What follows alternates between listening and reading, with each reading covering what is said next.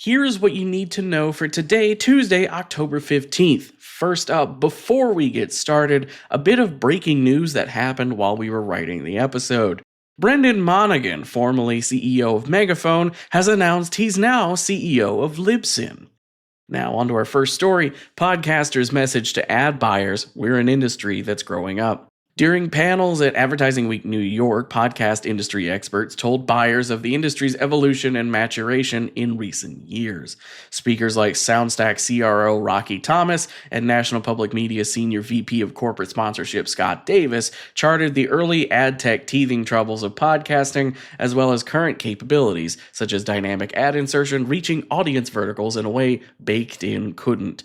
Advertisers who shied away from podcasting in its infancy due to aforementioned teething troubles might not recognize podcasting's current advertising capabilities.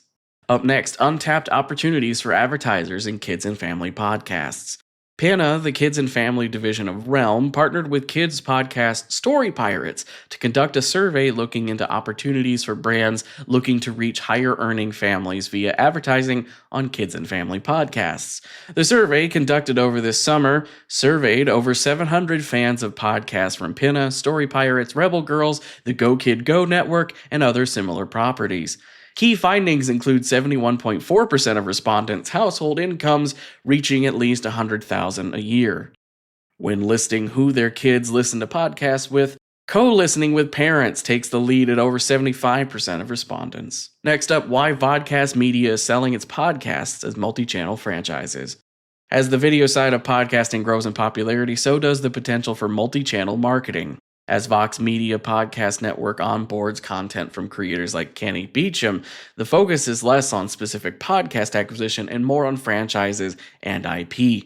As more personalities and their respective podcasts are signed, Vox Media takes on sales, marketing, and distribution duties, as well as cross-pollinating with editorial crossovers and event extensions. While audio podcasting has its place in the plan, more video content means more surface area for partnership and sponsorship opportunities.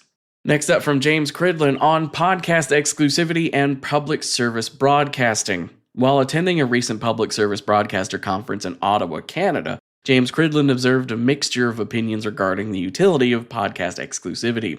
Several public media organizations, soon to include Swedish Radio, are pulling their most popular podcasts off open podcasting to sequester them in exclusive app ecosystems. Cridland proposes gatekeeping podcast content is antithetical to the mission of public service.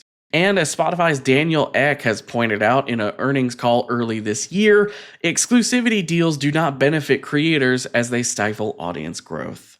Finally, AI and podcasting, lessons from the ABC's episode title optimization pilot. The Australian Broadcasting Corporation ran an experiment to see if generative AI could help solve podcast discoverability issues by generating episode headlines and show notes. The trial used Microsoft's Copilot to create a standardized title and description suggestion prompt that was then handed to audio teams and used to generate content for new episodes, with staff evaluating the output of that content along the way.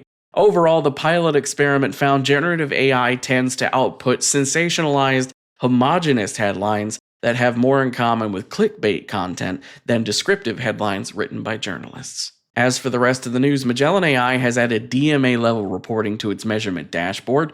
Audioboom shares their Q3 2024 trading update. Spotify is launching audiobooks in France, Belgium, the Netherlands, and Luxembourg.